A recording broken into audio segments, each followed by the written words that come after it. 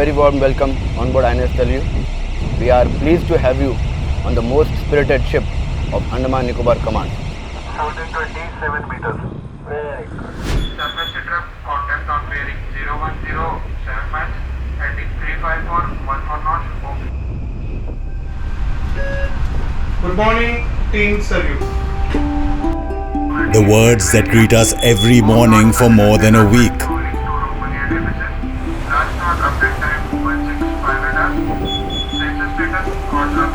We are on board our home away from home, the Indian Naval Ship Saryu, sailing in the waters of India's Andaman and Nicobar Command, the ANC.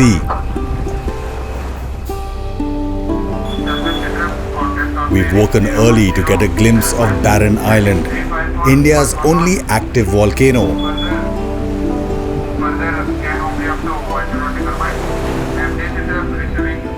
Orange streaks in the sky announce the rising sun while we gently roll in the vast expanse of the sea. An officer tells us sometimes visibility has been as good as nearing 30 kilometers, which means another ship at that distance would seem to disappear below the horizon. The sun is rising in a perfect circular halo as the Saryu's rocking seems to get more pronounced. Barren Island is 135 kilometers northeast of Sri Vijayapuram, SVP, the capital of the Andaman and Nicobar Islands, which was known as Port Blair till September 2024. The volcanic island is about 140 kilometers from our current destination, Ariel Bay Jetty in the North Andamans. Barren is approximately 8.34 square kilometers in area and has a prominent caldera that is about 353 meters above sea level. The volcano's roots stand on the ocean floor an incredible 2,250 meters below sea level.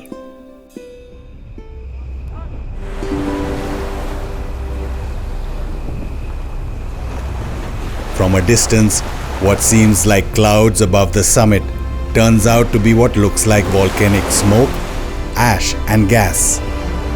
A sailor recorded this eruption in January 2024. Another eruption in September 2025 is a reminder of the restless earth beneath the ever-running ocean. Many of Barren's hillocks have fingers that run like protrusions from the summit to the sea. But the island is more than a geological marvel. It lies within the watchful gaze of the ANC, the Indian military's tri-service bastion.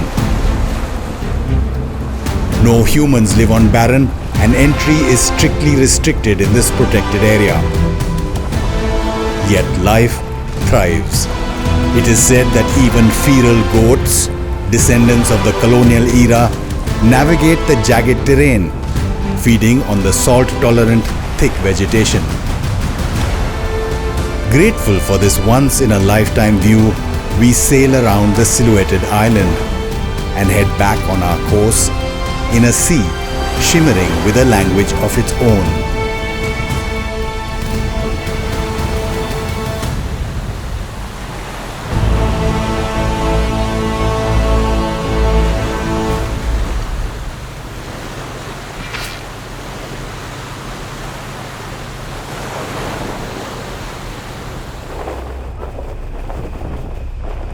Talking about languages, long before satellites and encrypted channels, sailors spoke with flags.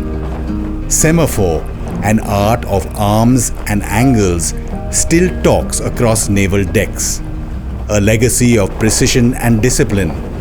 Each position of the flags corresponds to a letter or number, allowing sailors to spell out words in real time. While replaced by digital systems, semaphore remains a ceremonial and backup tool. It can be used when radio silence is required or during naval parades and flag hoisting ceremonies. It's being used like here in high winds from the Saryu's bridge top to its forecastle, the forecastle, or for ship to ship or ship to shore communication.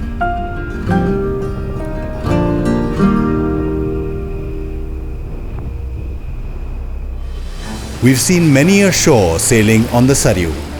Our first journey being from SVP to Rutland Island to film tri-service beach assault exercises that we documented in episode 1. From Rutland, she took us to the aerial bay jetty, Diglipur and INS Kohassa in episode 2. Part 4 was about extended tri-service beach assault exercises on Tarasa Island. After which, she finally drops us off to Car Nicobar. So what is INS Saryu's story? She is the lead ship of her class of offshore patrol vessels and the largest OPV in the Indian Navy. Think of her as a versatile and robust patrol ship. She was designed and built in India by Goa Shipyard Limited, and being an example of India's growing capabilities in shipbuilding, the Saryu is a huge point of pride. In both the Rutland and Tarasa beach assault exercises, she was part of a 5-ship column in a naval gunfire support (NGS) role. That's when the ship's main guns deliver precision firepower against land targets in support of ground forces. INS Saryu's main purpose is to patrol and secure India's vast maritime interests, especially around the Exclusive Economic Zone, the EEZ. Since she's based at SVP under the ANC, she's perfectly positioned to monitor shipping lanes, conduct limited surface warfare roles, anti-piracy patrols, and provide security for offshore installations like oil rigs.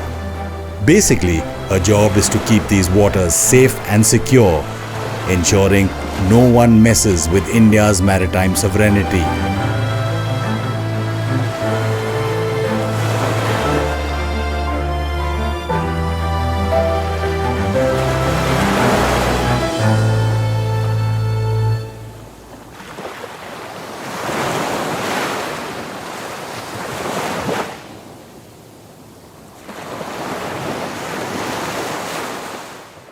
In the ANC's area of responsibility, the Malacca Strait entrance is only 88 nautical miles from Campbell Bay on the Greater Nicobar Island.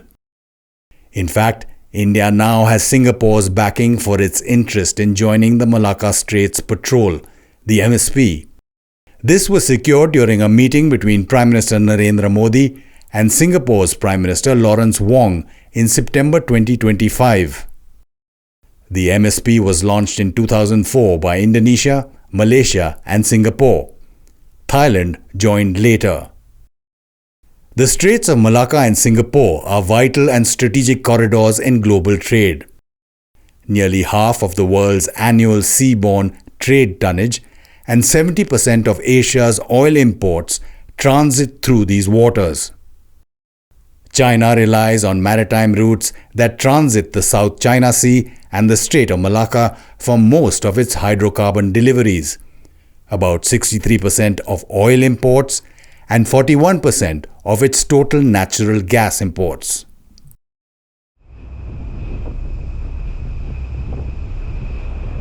Back to the North Andaman Islands and our journey on Saryu to Ariel Bay Jetty. President, east bearing 273, range road. North Island edge bearing 103, center east 17. Repeat. President, east edge 174. Very good. Once we enter the area, the crew prepares to anchor the ship. A fascinating process that we get to witness.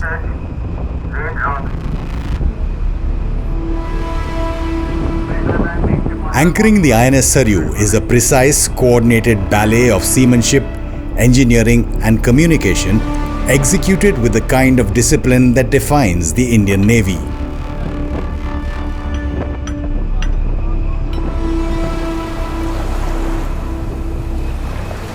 As the ship approaches the designated anchorage, the bridge team assesses depth, seabed composition and tidal conditions using sonar and electronic charts to ensure a secure hold. The officer in charge issues orders and the officer of the watch relays them to the forecastle where the anchor party stands ready.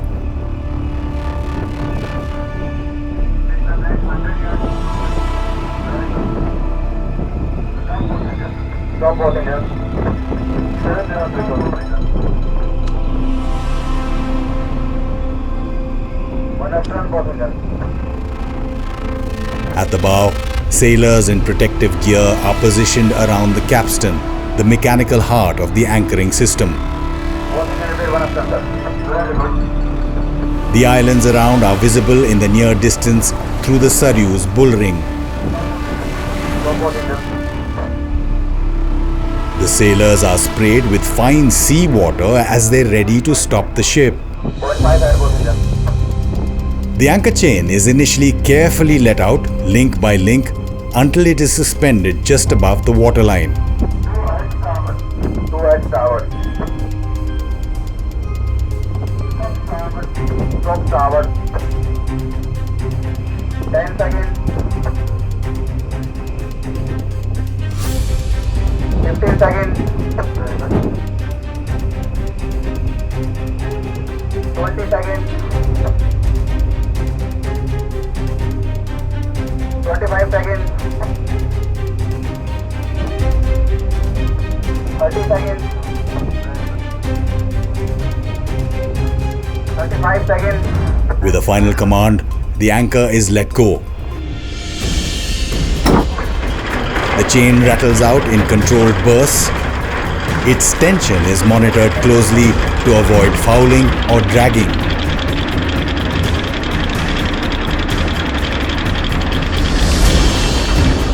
At the same time, India's tricolour is raised to flutter proudly from the front flag staff.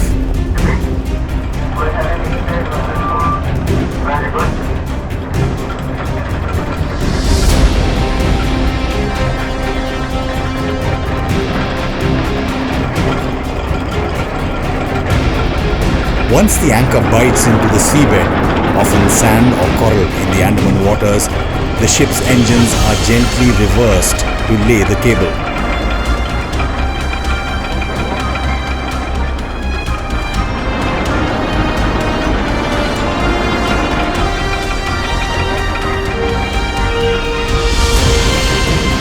The crew watches for signs of slippage, adjusting the chain to match depth and weather.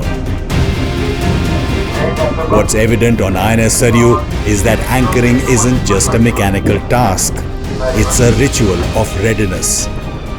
It marks the transition from motion to static vigilance, from sailing to being a steel sentinel. As the chain settles and the engines fall silent, the ship holds position, moored with purpose in the vast blue expanse of the Andaman Sea.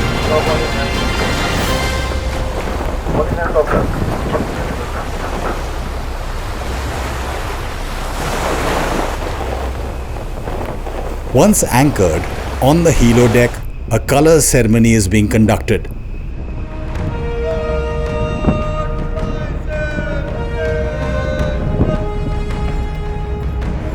It is steeped in naval tradition and symbolizes the ship's readiness for duty, a mark of respect, discipline, and the crew's commitment to the nation.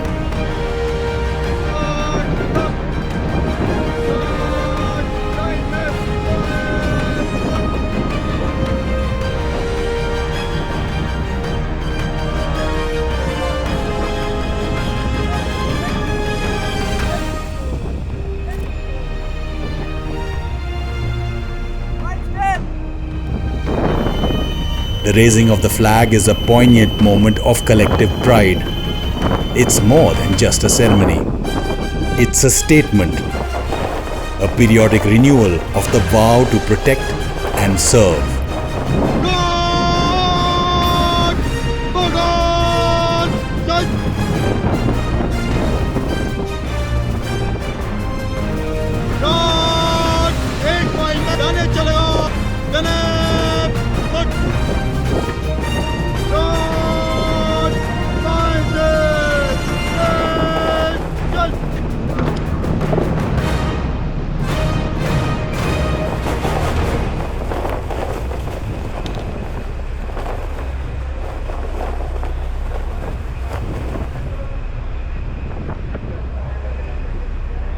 As from the very young age, me and my father used to sit in front of the television and witness the Republic Day parade. So that imbibed in me the love for uniform and the sense of drill that our Faujis used to do. And that was the sole motivation for me initially to join the forces. And certainly I come from a place where every home has a Fauji. So there is that traditional legacy which I don't want to break. So I joined the forces for that reason. A well-set anchor means the ship can ride out swells and currents without drifting, allowing operations to proceed safely. Whether it's launching a helicopter, deploying Geminis, or conducting surveillance. Our travels onward to shore, Diglipur and INS Kohassa are documented in episode 2. For us novice sailors, every transfer to and from INS Saryu was an adrenaline-fueled adventure. Closer to what can be an unforgiving sea.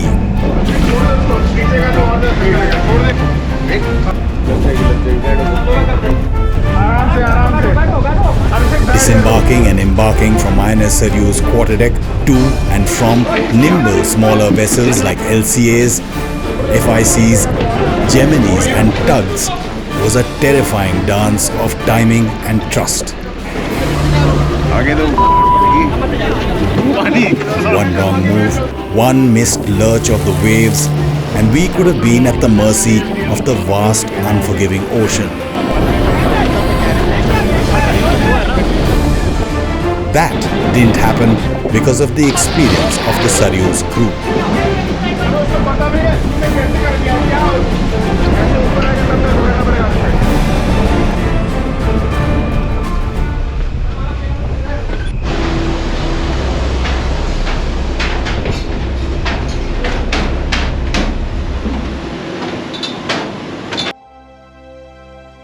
Perched at the northernmost edge of the Andaman and Nicobar Islands, INS Kohassa holds immense strategic importance.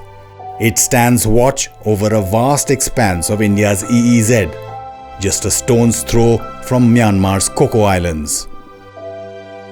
This unique location allows India to closely monitor maritime activity in the area. The base's proximity to the Coco Islands and the geopolitical developments there make its role more vital than ever.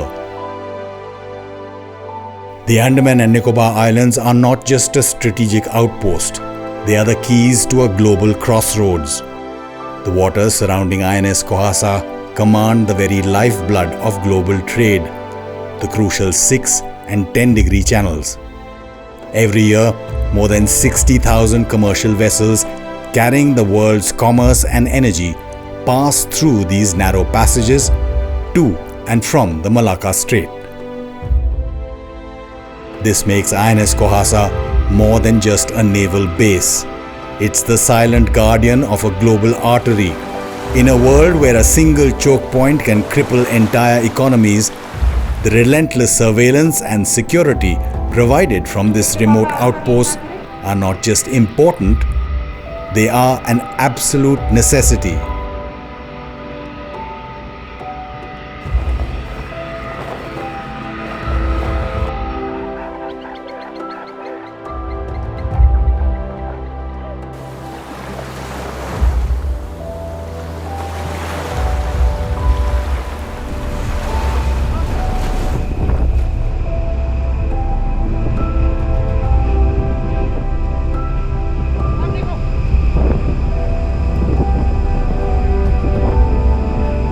The Saryu's XO, Executive Officer, the second in command, is briefing the men on the day's plans on the helo deck.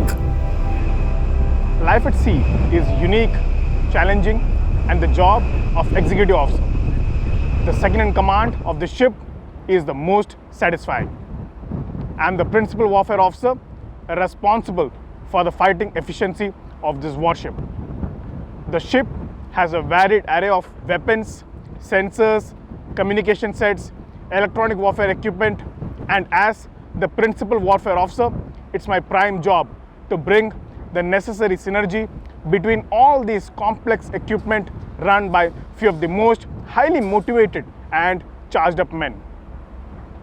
All my childhood, I have woken up seeing my dad proudly wearing the blue Air Force uniform. He has such a massive influence on both me and my sister that we both are in the armed forces. Me here and my sister is in the Indian Air Force.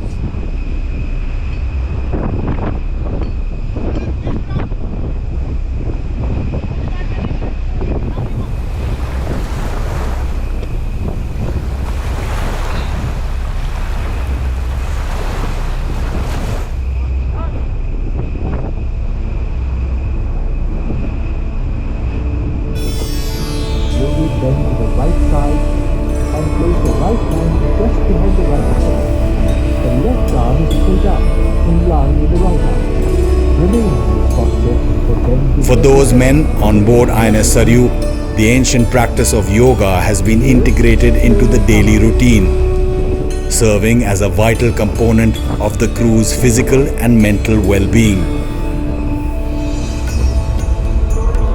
Far from just a fitness trend, yoga is a drill practiced collectively. This regimented yet serene activity helps the sailors build core body strength, improve flexibility, and enhance focus, all crucial for a demanding life at sea. The sessions led by a senior crew member are a moment of calm amid the rigors of naval duty.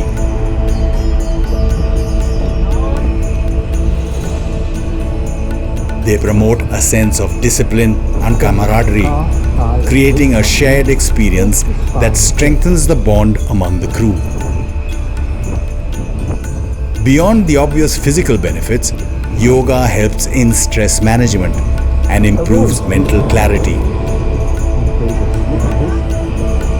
ensuring that the sailors of INS Saryu are not just physically prepared for their duties, but are also mentally resilient, something that's reflected in the vessel being awarded the most spirited ship in 2024.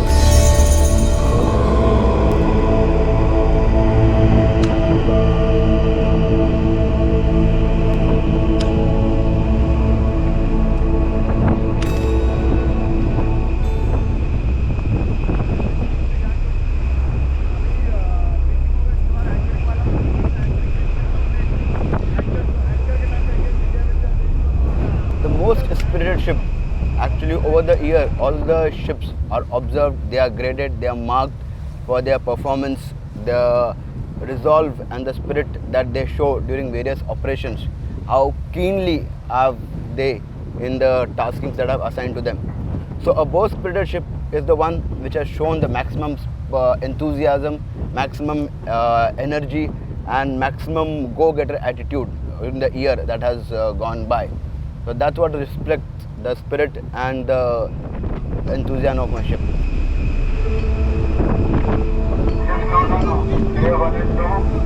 The captain then steers his ship from the picturesque aerial bay area back south in the ANC.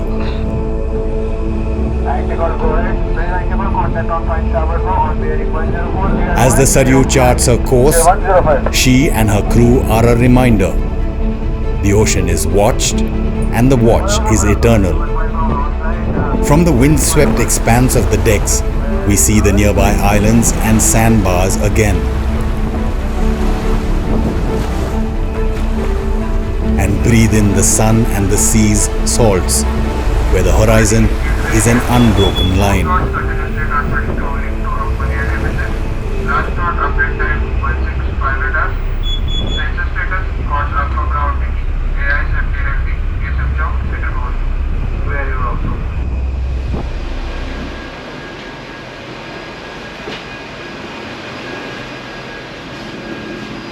But away from the ocean's sights, sounds and smells is the steel heart of the Saryu, a place where the pulse of the ship takes over.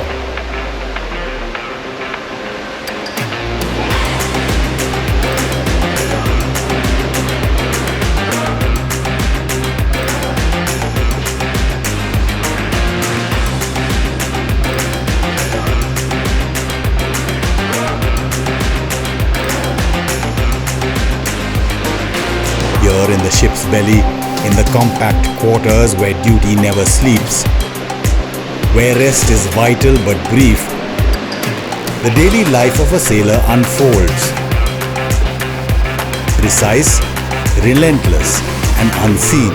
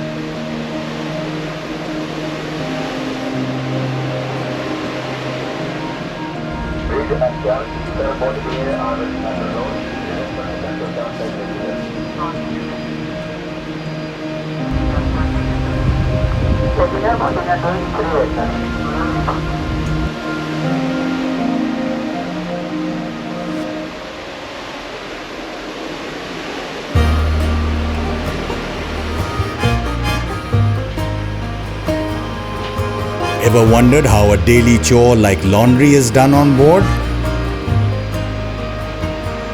Well, every sailor knows where this tucked away room is. In order to turn out in a spotless uniform, it would be dangerous not to know. It is here that the crisp whites and pressed blues are made ready to face another day at sea.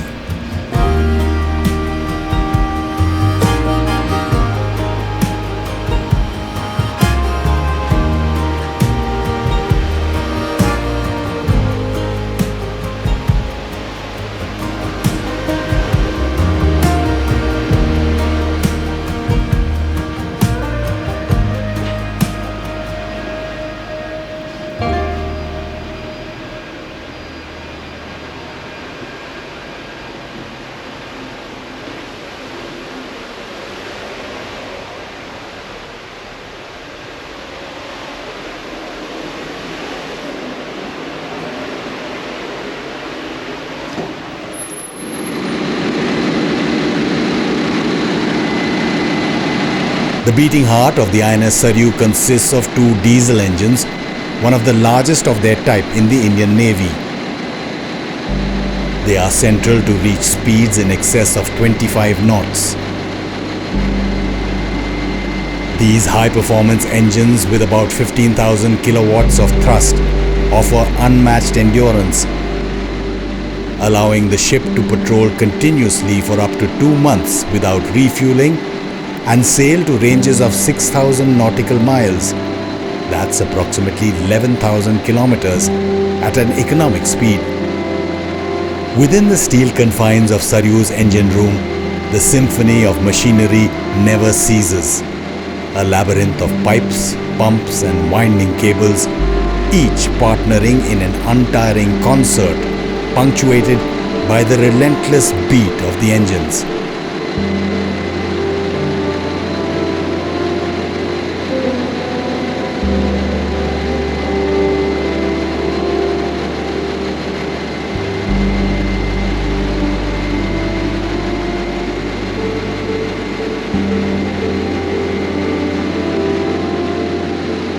The air is thick with the scent of lubricating oil and the hum of rotating shafts. Sensors and alarms scrutinize every system. Here, trained engineers move with precision born of discipline, vital and unseen, sustaining the ship's heartbeat with every pulse of power.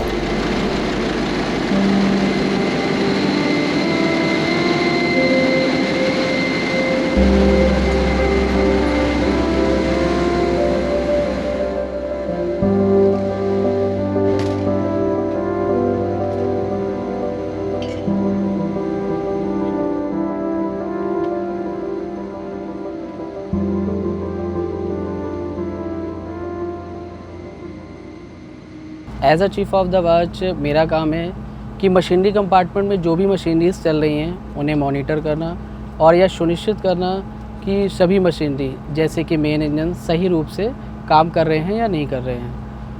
अगर किसी प्रकार की machinery में किसी प्रकार की रुकावट आती है तो उसे हमें सुधार करना है और स्वचालित रूप से कार्य करना ये हमारी जिम्मेदारी है। The engineering control room is a chamber where duty and vigilance converge. A universe of glowing screens and muted alarms, where every pulse of the ship's lifeblood is tracked, measured and commanded. Here, the smallest dial, the faintest indicator may mean the difference between mission success and critical failure. The propulsion and power management is electronically controlled. This automation allows for precise control and rapid response. Critical machinery, including the engines and auxiliary equipment, are easily accessible, allowing for seamless maintenance and troubleshooting. With noise reduction and climate control, the space is optimized for comfortable, long-duration work shifts during extended patrols. As an engine officer, I'm responsible for the propulsion system on board. The propulsion system, according to me, is the heart of a ship because it provides thrust to move a ship. So apart from that, I'm also responsible for maintenance of the auxiliary systems like air conditioning system, which are critically required for maintaining the electrical equipments and sensors and also for the comfortness of a crew. Then along with that, refrigeration system, so which is very important to maintain a temperature on board for cool room and cold room where we store our fresh ration. And also the reverse osmosis plant or the RO plant where we generate fresh water from that of the sea water. And as an engineering officer, I am also responsible for proper storage and handling of a fuel that is required for the ship and also the AVCAT, which is required for the aviation systems, and also that of the fuels which are requirement for the major equipments on board. Initially, I was trained in INA, that is Indian Naval Academy, Erimala, and afterwards we were shifted to INS Shivaji, which is a cradle for the technical officers, which is located in Lonavala, where we've been trained for 2 years. And as part of the training, we'll be sent on board ship for 6 months. So to get a watchkeeping certificate after clearing our technical boards. Once we get watchkeeping certificate and after completing of complete training, we'll be posted on board ships.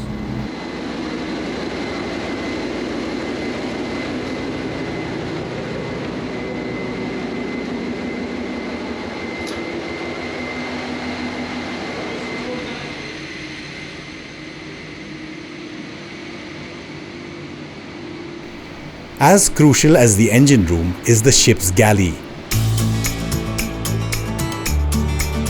And imagine focusing on cooking with this view. An open porthole, almost level with the ocean outside, makes for a picture-perfect evening. As they say, morale begins with a meal. The Saryu's spotless kitchen makes it all, from a high-protein breakfast before a patrol to a hot meal after a long watch on month-long deployments. It's the men here who keep the ship sailing on its stomach.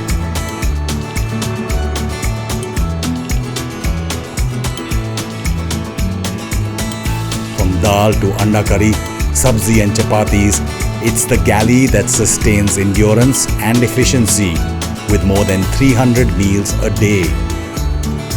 And it's not just quantity. From personal experience, it won't be an exaggeration if we brand the Navy's chefs the best in the armed forces.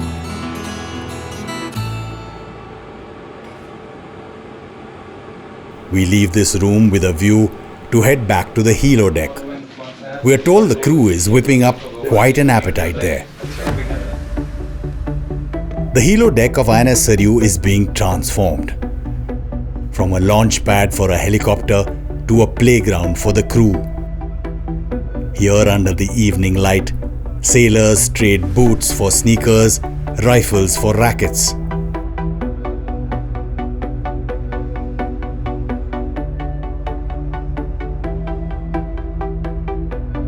So, let the games begin.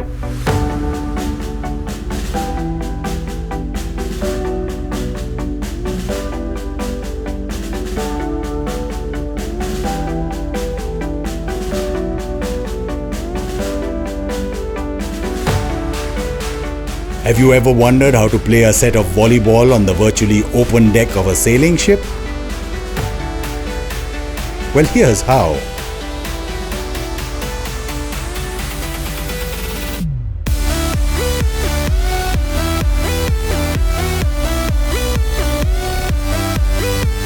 In fact, dodging the line attached to the ball is quite an art and another game within the game itself. And there's no need to shout "ball overboard" when this happens. A simple tug and the game gets going again. Quite to our astonishment, we have a companion not part of the ship's manifest. Perhaps equally surprised by us out here in the middle of the Andaman Sea, she is difficult to catch on cam.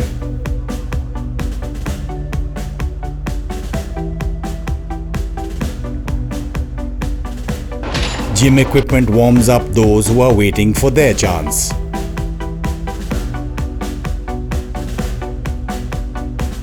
A serve on the deck, a rally in the hangar, a sunset shared in motion.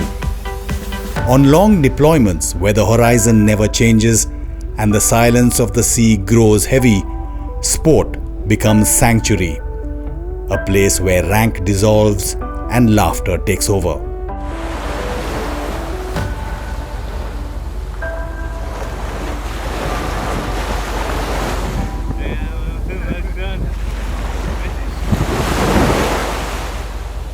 INS Saryu sails with vigilance, but she also sails with heart. And in these twilight games, beneath the orange sky and above the endless blue, her crew reminds us that strength is not just in steel, but in spirit. As dusk deepens the sailors' silhouettes, the interior of INS Saryu undergoes a quiet transformation. Fluorescent whites fade. Red lights bathe the insides. Red wavelengths help in the crew's night vision, allowing seamless transition between dim interiors and the pitch black expanse of the sea. And to the outside world, she vanishes as much as possible. With little or no white light seepage, red lighting helps the ship go dark, minimizing visibility, masking movement and slipping beneath the gaze of hostile eyes. This isn't mood lighting. It's mission lighting. And it's now time for mission firing mode in evening light and later in complete darkness that the Saryu performs firing exercises while sailing, displaying her layered defense and offense. Forward mounted, sleek and silent until called on, the Otto Melara Super Rapid 76mm Stabilized Rapid Gun Mount or SRGM gun is INS Saryu's first line of fire. Precision guided by electro-optics, it's capable of unleashing 120 rounds per minute. Each shell can strike targets over 15 kilometers away. Radar tracked and stabilized for the high seas, this gun is the ship's first line of defense and deterrence.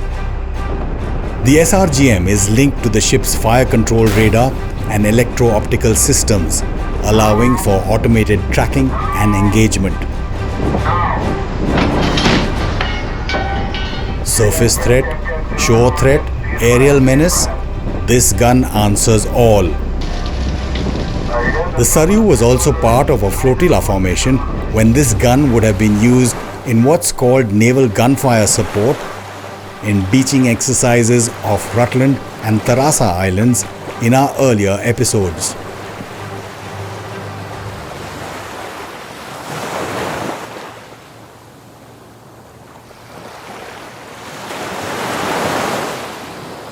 Beneath the visible arsenal lies the invisible edge, electronic warfare.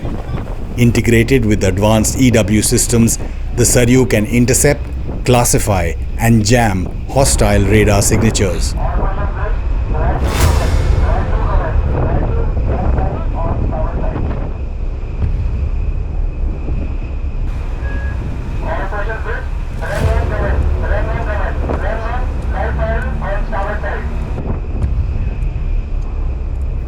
The crew next fires a flare, and all hell breaks loose as the ship's gunners are given the go-ahead to fire at will.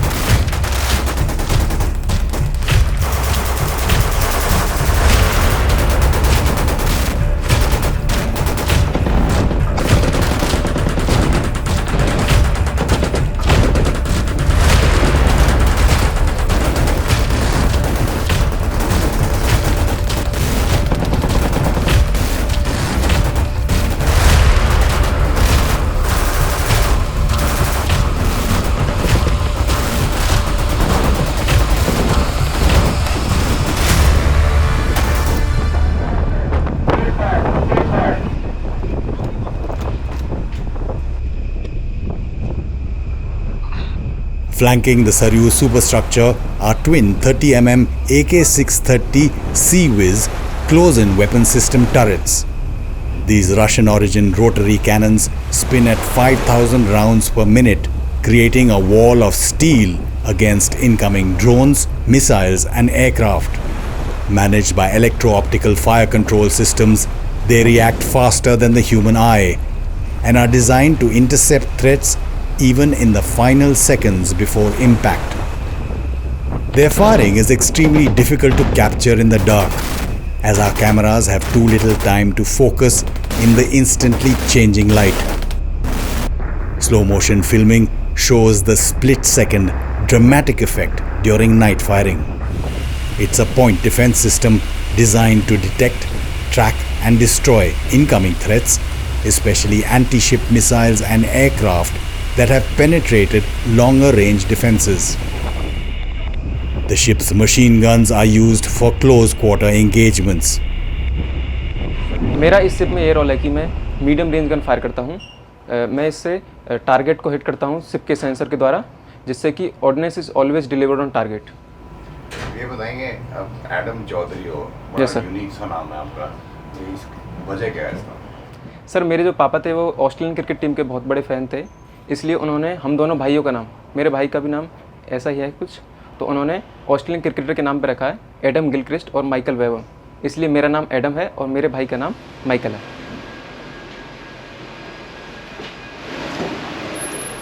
The next target is one of the most important. It's time for the sailors to eat. And this is not just dinner. It's a communion of those who faced the same winds, the same horizons. They've stood together on deck when the sea turned cruel. They've manned the guns when tension crackled. And now they break bread. The sailor's wardroom is not just a place. It's an anchor, a bond, forged in duty, tempered in laughter, and remembered long after the voyage ends.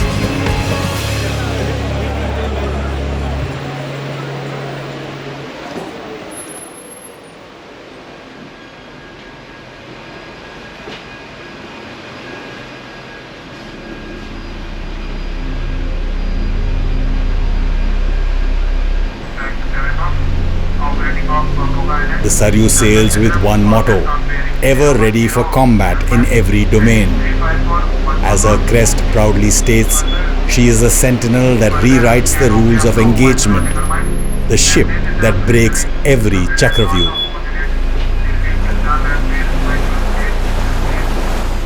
I am the HMO and NBCDO of the ship. As HMO, my role is to maintain the hull and stability of the ship. As NBCDO, it includes preparedness of the ship for any attack that can be nuclear, biological or chemical. That also includes firefighting and damage control. An equally critical component is the ship's sick bay. Compact, clinical and always ready, it's literally the ship's lifeline.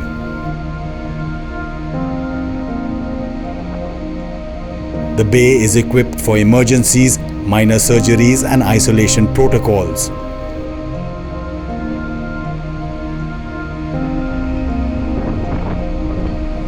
With the nearest hospital being hundreds of nautical miles away, through encrypted channels and satellite links, the ship can also tap into a growing telemedicine network, bridging distance with diagnosis.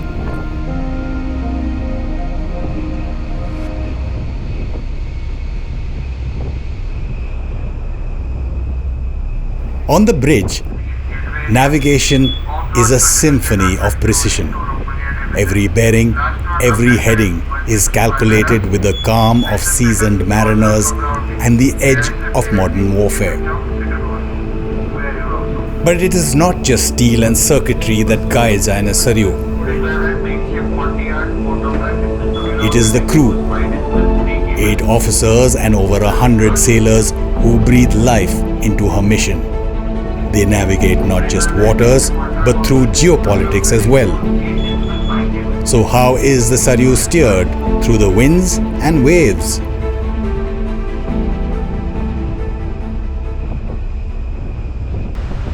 Stair 170. So the order which were given by the OW is repeated by the quartermaster. It is a normal steering system like it is there in our cars. Just a slight variation in the wheel which have a much larger effect on our rudder system. Whereas going back to the conventional steering post which is there in our aft steering post.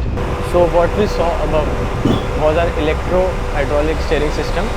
This is our manual steering system which can also be used in an emergency mode in which 5 rotations of this wheel will be equivalent to 1 degree of change in our rudder angle. Sailing through placid waters, angry skies, day and night travel, and many instances of docking and undocking. We've done it all on board the Saryu.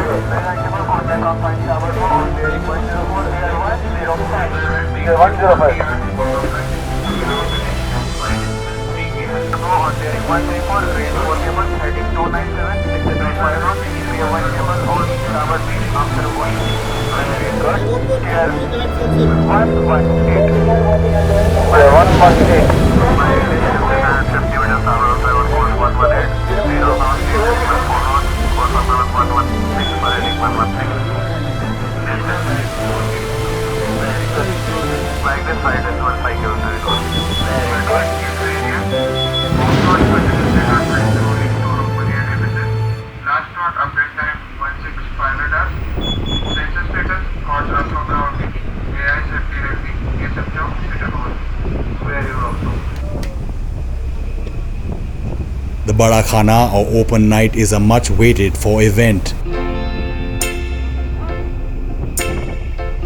And we have one on board while sailing in the Andaman Sea. First, the preparations.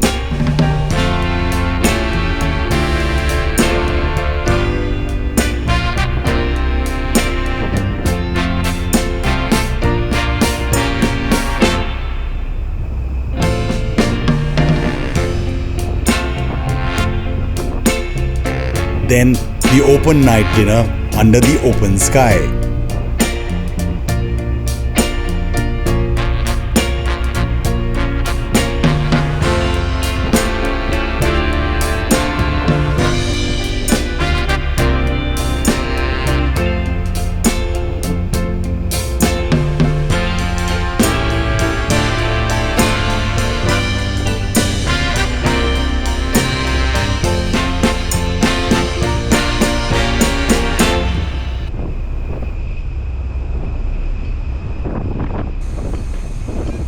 After another hard day's night, as the Beatles song goes, finally, Good night, Team Saryu.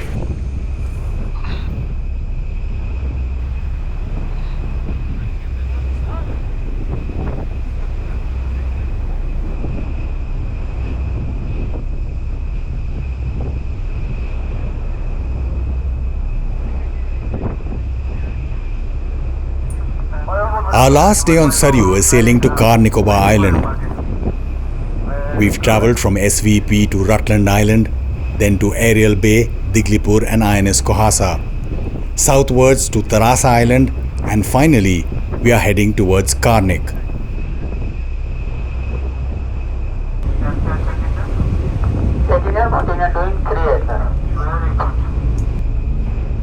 For 10 days, the Saryu was more than a ship.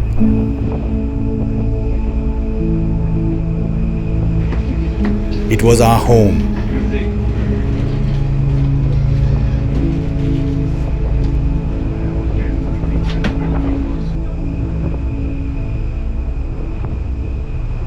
Gallery में तीनों चलते वाला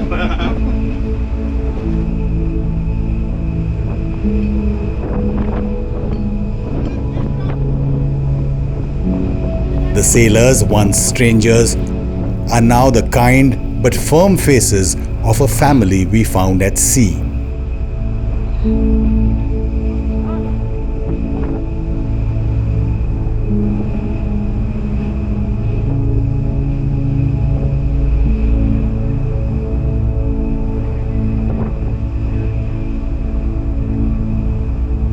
So how do they and their families deal with being away from each other for long stretches of time? So being with the team at sea is a different feeling altogether. If I have to put it in one line, I'll say we sail, we play, we work, we fire guns, we do everything together. So for me personally, it is not that difficult. But certainly for families, it is very difficult. Though now they are trained, now they are aware, now they are used to it. But as we say, they are the actual Navy behind the Navy.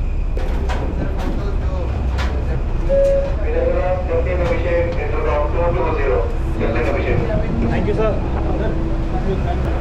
Bye, sir. Thank you. Okay, sir.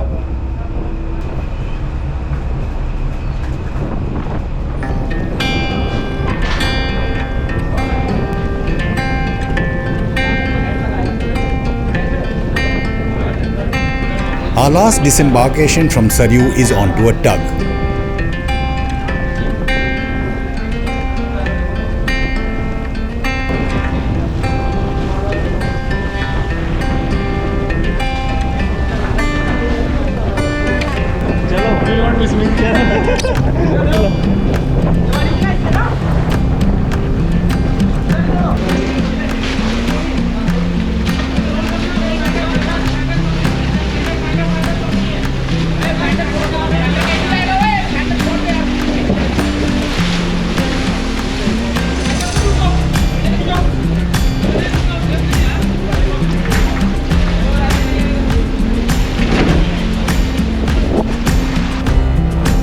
And again, timing the move is everything.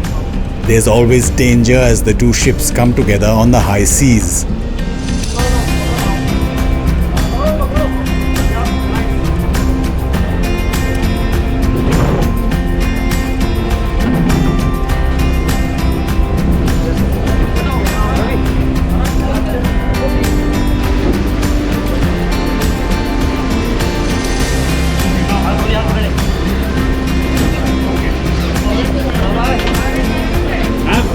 As we disembark for the final time, we carry with us more than just memories.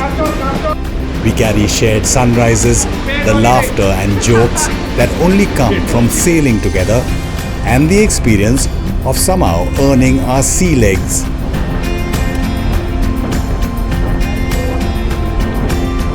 So we thank the Saryu and wish her and her crew, this one and all the ones to come, fair winds, following seas, and many fathoms under the keel.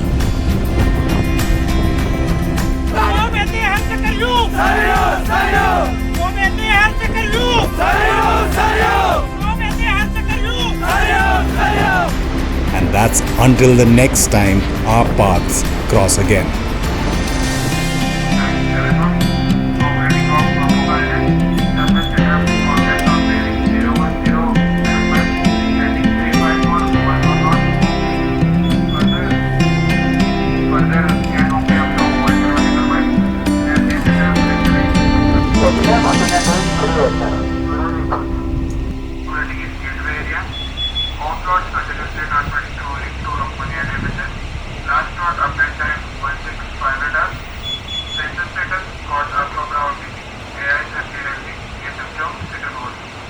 Very good.